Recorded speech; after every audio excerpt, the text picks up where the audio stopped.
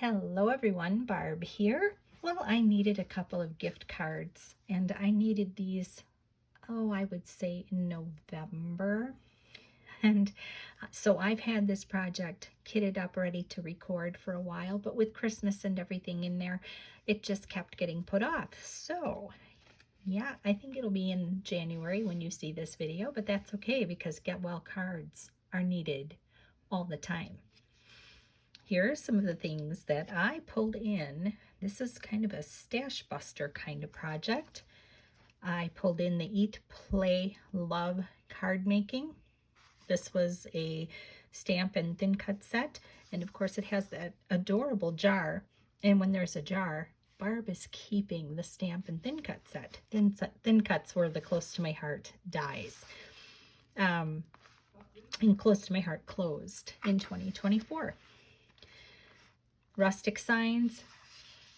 Look at all of these beautiful sentiments. And that Get Well Soon fits just perfectly on that jar. Isn't that handy? So, make sure you look through stuff and see what you can blend together. I also pulled out an oldie moldy. It's floral, could maybe be roses, I don't know. But it was an embossing folder from Close to My Heart, and it worked beautifully. Also pulled in some of these mica stains from Tim Holtz, Ranger. I have Unravelled, Mulled Cider, Abandoned Coral Distress ink. I also have a foamy pad on a blender. And I dug into my tri-blends. So we have, let's see here, Coral Shades. This one is Brown Gray Blend, and this is the Ice Blue Blend. And we will use those to color the jar. Stash busting here. I've got some, look at that, some thread, some twine that I had actually gone in with a friend, and it was a lot of twine, and we shared an order. And I'm using it up. So here are what those panels look like. Look at the difference between this. And the treatments that we're going to do are going to really brighten those up. And our coloring will really help turn this into this. So let's get started. First thing we're going to do, and I'm making 2 of them because, well, I have the stuff out, so we're going to do twosies. We're just going to take the blender and go over, and you can see here how the ink is just grabbing onto that raised embossed image, and now it really shows up. And I did a Christmas card where I did a similar technique. I think I used a white pigment ink, and I'm going around the edges just like that. It doesn't have to be perfect. This is sort of, I forget what Tim Holtz calls it. It's kind of grungy distress, multimedia kind of playing. And once in a while, it's just fun to get to do that. And again, just around the edges like that. And it really brings that plain Jane cardstock to life. We'll get this out of the way. The next part is the messy part, and I just have a box. This is one of those scrapbook boxes. It's about 13 by 13, and I am just going to put these panels in. I've got a piece of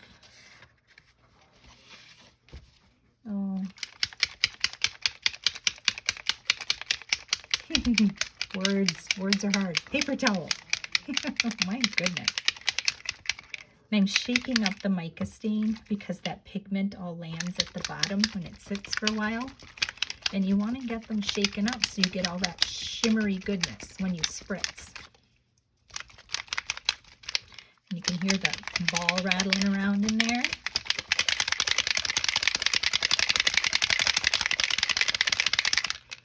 Okay, let's do some spritzing. I think we'll do the Unravelled first.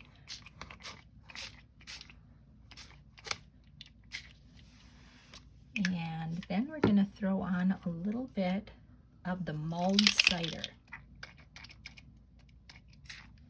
Ooh, that's a lot. That's okay. We're going to move these off to the side so they can dry while we work on coloring our little jars. So here we go. The little jars, let's see here. I think we'll color the heart, and we start with the darkest of the shades, and I'm just doing a little coloring at the bottom with the darkest color. And then we'll do the mid color. We're just gonna kind of doing an ombre. And as you're coloring, you do want to draw that next color over the top of the previously laid color, and it helps to blend it all together. And then we have the lightest of the shades.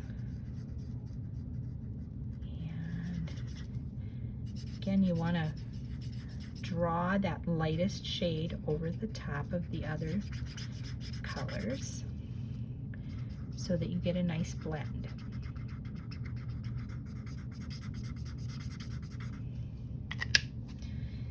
And that's the end of that for the coral shades. And I think I'm going to go with the lightest of the ice blue blend. Just going to draw around, and I think this is a different color than I used. Oop, we want to go down here, don't we? Well, we'll cover that up with the gray. And I'm just drawing around the edge. This is just to give the illusion of a glass jar.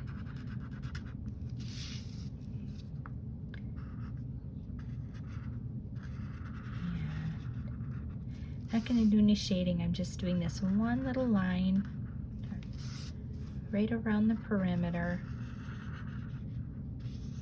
and around the heart. And then we're going to go to this is the brown gray blend. So I'm going to start with the darkest color. I'm actually going to go right over the top of that blue, and I'm going to trace around the inside here.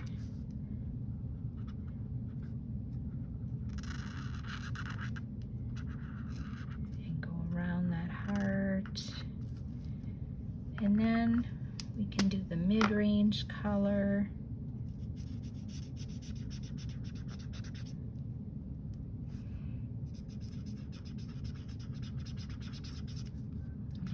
Here as well. And then we want to do the lightest.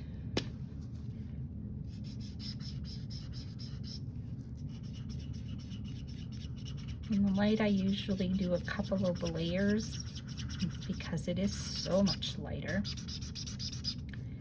And here I can see that blue is kind of peeking through. So I think I'll take my mid and just do a little of the mid. I even do a little of the mid here. Just a little mottled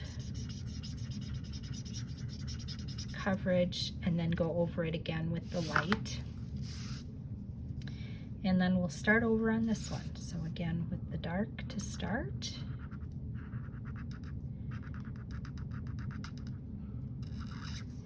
They're kind of squeaky markers, but I really do like them. I have been looking at, with some interest, to the Olo markers. Nicole Spohr, you know I'm a stan of Nicole Spohr. Check her out. Check out her YouTube channel. She's fantastic.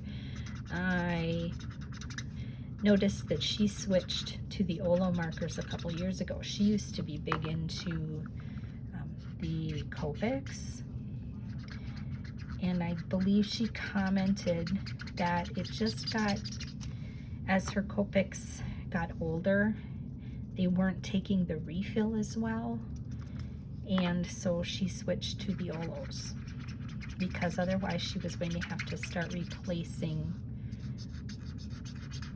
the markers, the nibs, you know, all the things, and she just didn't want to do that.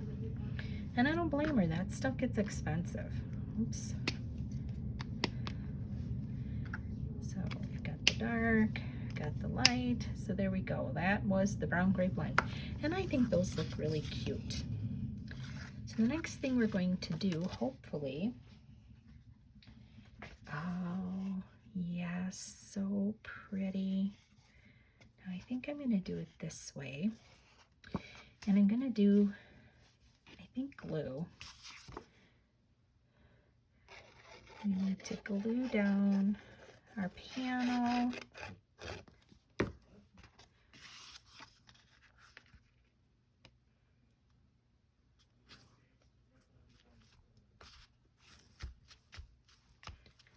And if you're finding that you need a little more oomph, just take one of your blocks and lay it right on there.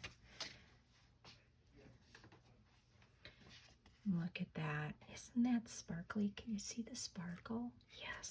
Oh, so pretty.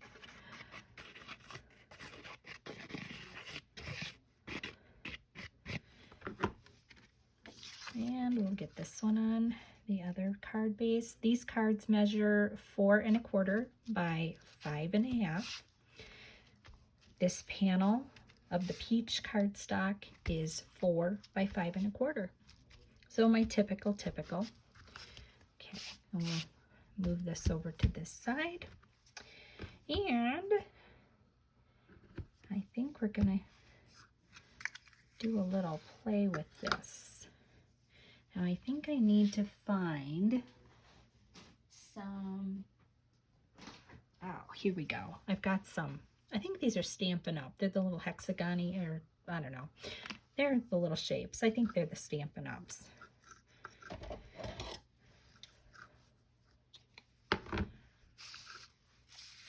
And I think I'm just laying it out. Just want to make sure the ends are inside and they're hidden. And you can just take these and go right over the top of everything to hold them in place.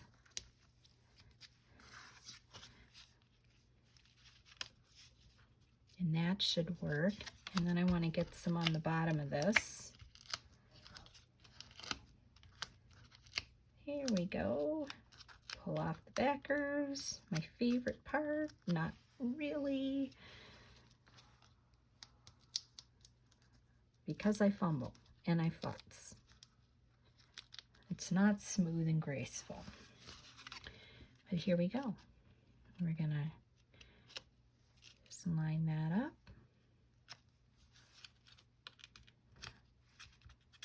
Get that out there. And that's just fine. We can do the same thing with this one. We're gonna just use up what's left on my little roll, and that knocks that baby out of the park, and away it goes. Perfect. And we're just gonna shift these little strings around just to give it a messy nest look. And we wanna, I'm just doing this to kind of pin it down so that as I continue working on this, that stays in place. And here, that will work fine. And we'll add a few more of these. You can use pop dots, you can use tape runner, you know, 3D foam tape, whatever you have on hand, whatever you want to use. If you don't want to pop it up, you don't have to. You don't have to add the string at all. You know, it it's all good. I'll get these off of here. And let's see how this lands. Pretty good. I'm happy with that. That is good, good, good. Let's take this orange out of here because it really distorts the color. And doesn't that look nice? Look at that, super quick. Everything was prepped, so it was super, super quick. Well, not that quick, but multifaceted, beautiful cards that anyone who's not feeling well is going to be happy to receive. Thank you so much for stopping by. Go dig in your stash, see what you've got. Make some cards, make someone's day. Have a blessed, crafty day. I'll see you next time.